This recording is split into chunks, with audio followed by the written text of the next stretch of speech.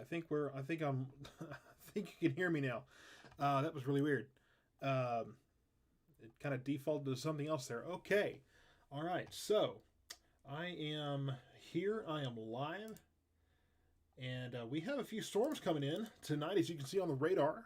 It's kind of nice to be able to do a. Let's actually put this into motion, but it's actually nice to be able to do a stream when there's not unadulterated chaos going on, and things are not incredibly crazy. So, yeah, really neat to be able to talk to you all about what's coming in without all of the crazy going on. So, let's talk a little bit about the storms that are coming in. As you can see on your radar right now, we have quite a few storms out to the west, and as you can see here is Abilene. These storms are pressing on in, and I imagine I was thinking 2 or 3 a.m. as far as an arrival time, and I think that may still be on the money because they look like they're moving they look like they're moving a lot, or possibly moving fairly quickly. But I would say it doesn't really look like they're moving all that fast as far as their east to west progress, or west to east rather. So I don't think that we're going to be looking at these storms before probably, again, 1, 2 a.m. maybe. It's definitely going to be after midnight before these storms. They're not going to make it just in the next couple of hours, I don't think. So we're going to have to continue to watch these storms. They should actually weaken as they come in.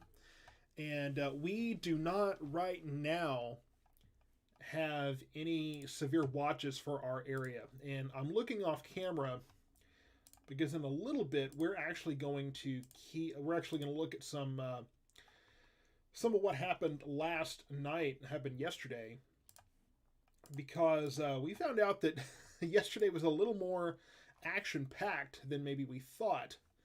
So we're gonna take a look back at some things that happened yesterday as well. So yeah, quite a bit happened yesterday, and the crazy thing about yesterday was that we were not expecting any kind of really much severe weather. Especially, we were not expecting any kind of tornadoes. Turns out we had some. So we'll go over that in just a few minutes here, and I'm just kind of lining up some content for you, which I absolutely should have done before, but I like to procrastinate, and apparently that got the best of me. I'm also in the mood right now of trying to figure out when I'm possibly going to sleep. Not that that's something that I think is actually going to happen, but we'll see.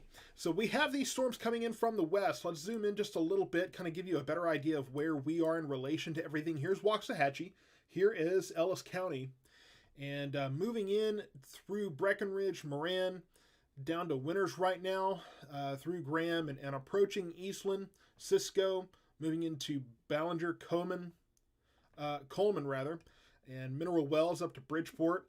So it's moving our way for sure, and we're pretty guaranteed to get showers and thunderstorms tonight. These blue boxes you see here are all special weather statements, okay? Those are not severe warnings that you're seeing for tonight. We're not going to be dealing with any tornado warnings right now. There is a severe thunderstorm watch off to our west, and let me see if I can get that up on the screen as well. Not what I'm looking for. That's not what I'm looking for.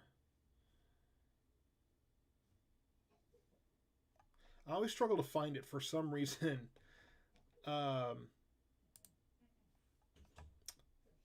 we go. Yeah, it was on there. So, here is the severe thunderstorm watch to our west. Pretty much outlining where the storms are, and these tornado watches out here. Quite a bit of tornadic activity west of our area, far west, out in the Lubbock area, and in the Panhandle. But right now, this is just a severe thunderstorm watch. We're not even in that watch right now. There are no severe warnings on these storms, just special weather statements just saying, hey, these storms are pretty strong. So just letting you know that those are there. Again, not anything immediately severe going on with these storms. And the fact that these storms are aligned, let's get those watches back off of there because my goodness, that's just chaos. It's hard to see anything. These storms, they're in a solid line, right? So we're not actually going to be looking at too big a tornado risk or too big a hail risk because as these storms line up, then no one storm can dominate the others. That's when we start looking at more tornado threat and really large hails, when those storms can be centered over one spot with no storms to compete with, and they just get all the inflow, right? And that updraft brings in that inflow and it brings in that moisture, and that feeds the storm, and that's what brings your bigger hail. That's what increases your tornado risk. You get that rotating updraft that leads to the tornadoes. But when you have a solid line like this, you kind of lose that structure.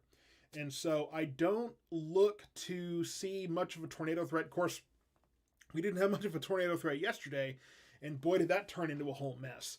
But with this, we have a structural advantage to not have a tornado threat. Now, I will say, if you remember the tornado that hit Waxahachie High School a few years ago, that was along a squall line as well, a straight line of storms.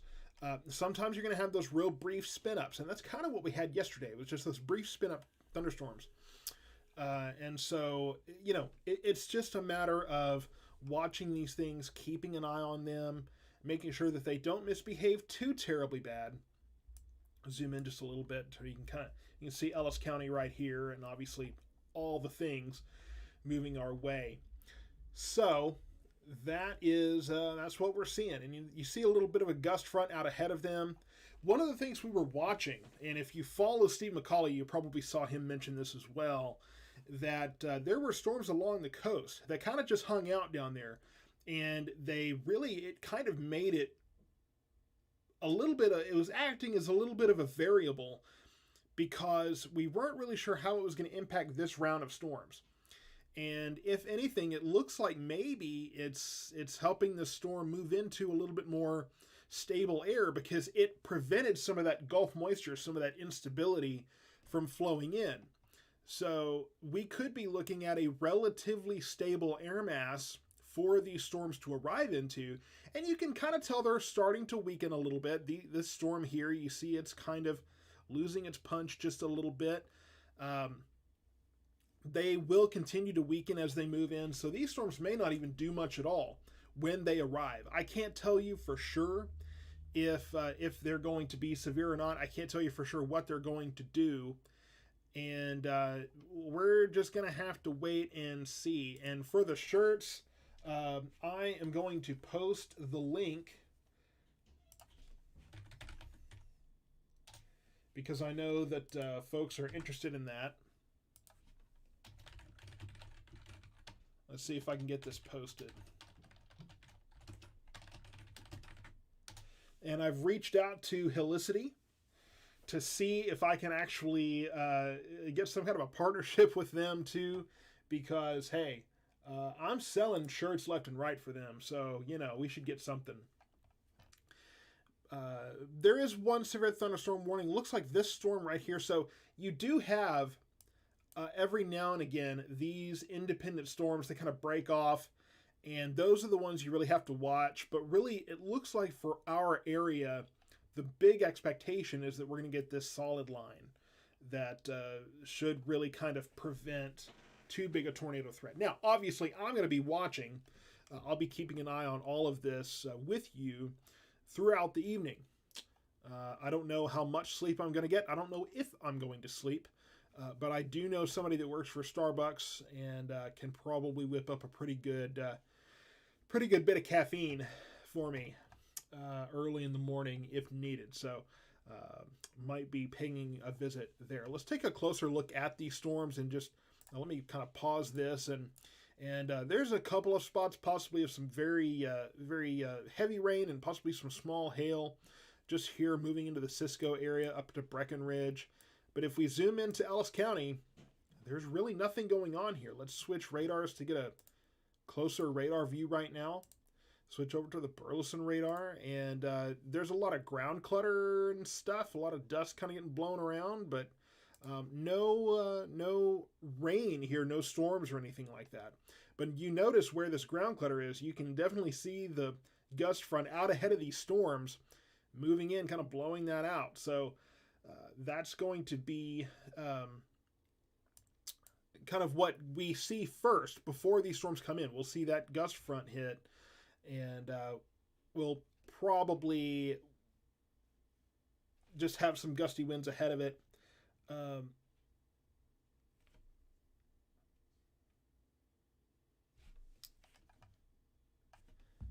Just 1 second, everybody. I'm sorry.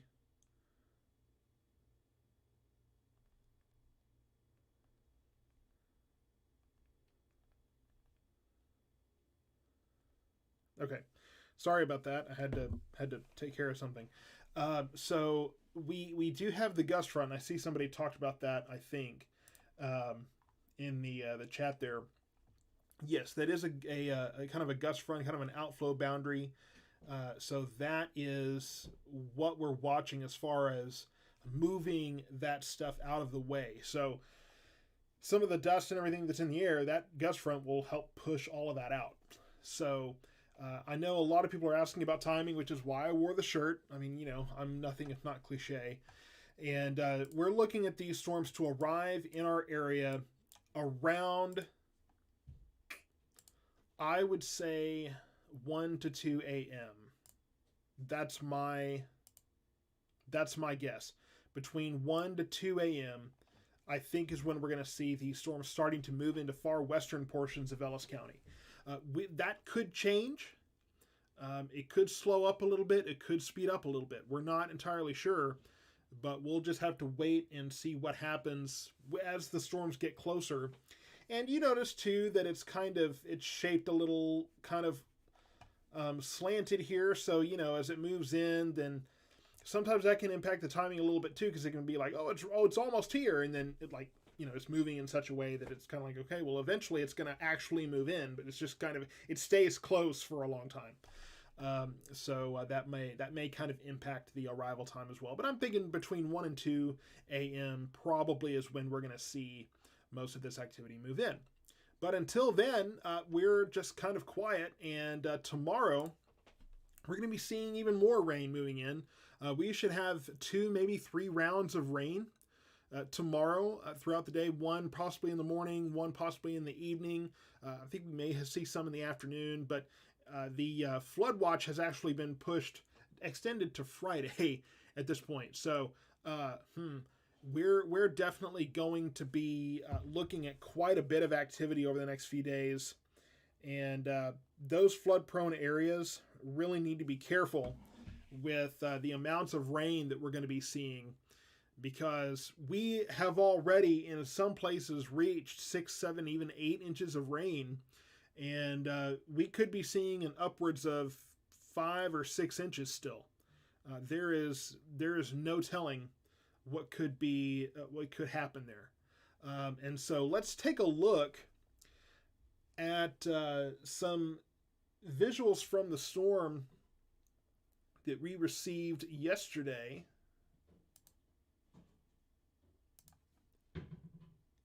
Kind of transition this a little bit here. So I want to go through some video and pictures that we got yesterday. Let's look at this here. And this was looking north from Oak Vista in 1446. So this is going to be the tornado that was in the Midlothian area, right off of FM 875. So this, and you can see that there is contact apparently with the ground here, and it's hard to tell if what we're actually looking at there is the condensation funnel or if that's actually picking up dirt and debris from the ground. It doesn't look. Now there's an even better look. So you can see the condensation funnel here, And that was, again, that's the tornado that touched down just off of 875 in the Midlothian area, just south of there. So, but again, it's really hard to see how much of that is the condensation funnel and how much of that is possibly debris, because when we were watching all of this, let's put it into motion again, there's a lot of very loose, rugged funnel there. And that was the thing, is these tornadoes were not able to get tightly organized. The circulation was not really tightly organized. So as it turned out, they kind of just, kind of fell apart because the circulations could not really sustain themselves. Let's take another look here. And this is from looking north from Old Maypearl Road near Scarborough Fair. So this is going to be that same circulation. This was probably, apparently, the most picturesque that we saw of the day, that popped up right off of 875 in Maypearl there. And another picture, perfect view of just this very rugged, very loose condensation funnel. So that's what we were seeing yesterday. Yes, all of this is yesterday. None of this is current. Thankfully, none of this is current stuff. So another good view there of that condensation funnel. The condensation, when I say condensation funnel, I mean that's the cloud, right? There's two elements to a tornado. There's the condensation funnel. First there's the column of air, and the column of air is what pulls the condensation funnel down, right? So that's what brings the cloud actually downward.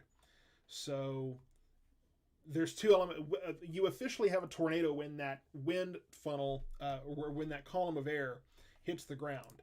So you can have a funnel, as was much of the case in the tornado that moved through the Forreston area, just north of there between Forreston and Waxahachie. I heard a lot of people say that they saw the funnel in the air and the debris on the ground. So you can have a funnel that has not reached the ground yet, where the column of air has. That is a tornado. It doesn't take the column of air hitting the ground. Here's another longer look at this, and let's get a location. This was 1446 and 875 around 3 p.m. So I imagine this might actually be what was seen further south. I'm not entirely sure what direction this is looking, but as you can see, there's just kind of this very rugged rotation going on there. And just very hard for any of this to maintain itself. So for those, that's what we're seeing there. And I'm just kind of fast forwarding through because this is a pretty long video. But here you can see it's that condensation funnel is trying its best to form, but it's just not holding that organization, barely at all. And it's trying and trying, but it's just not maintaining itself. So it looks like that column of air at least made contact with the ground. It looks like we're getting some new stuff here. And looks like that's not Ellis County, so I'm not sure what that's referring to. These are some of the pictures that I saw. A lot of pictures from looking beyond the... actually looking beyond the Super Collider out there, the old Super Collider building. So again, just very rugged formation there in all of that. So that's kind of what we were seeing yesterday, and that helps explain some of the why these tornadoes ended up not really doing a whole lot of damage, right? So that's kind of a reality of what we saw. Now, that is not at all what we saw with the tornado in the Forreston area. Man, that was a totally different animal. And let me actually see if I can find...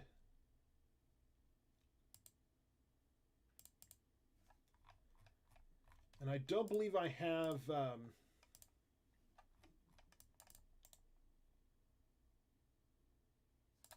Yeah, unfortunately, I don't have a video. I have video of the tornado that moved through the Forreston area that I'll have to... I'm going to edit together, actually, kind of enhance it a little bit.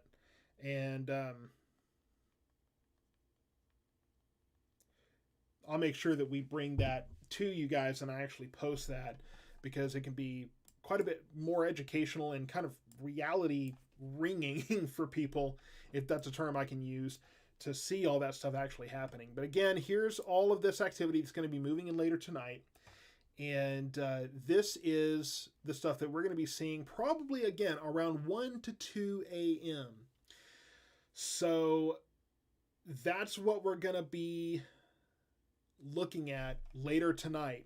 And of course, I will be bringing all of the updates as these storms continue to move our direction. They are expected to weaken. And of course, as I've always talked about, these lines of storms will kind of cycle up and cycle down. So there's no telling if we could end up catching these storms at a stronger moment or possibly a weaker moment.